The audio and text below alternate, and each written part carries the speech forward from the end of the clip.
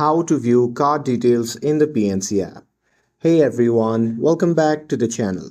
So if you need to check your PNC debit or credit card details, well, here is how to find them in the PNC Mobile App.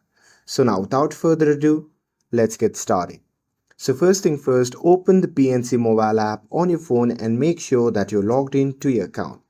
And now here, once you're inside the app, you can just tap on the cards tab at the bottom of the screen and then select the card that you want to manage. Now there you can just tap view card details to see your card number, expiration date and security code if available, and you may be asked to verify your identity for the security reason. And here you can only view your card details in a secure and private setting. And that's it. That's how you can access your PNC card details in the app. With this, if you found this video helpful, then don't forget to like, share and subscribe to get updated for more videos. Thanks for watching and I'll see you in the next video.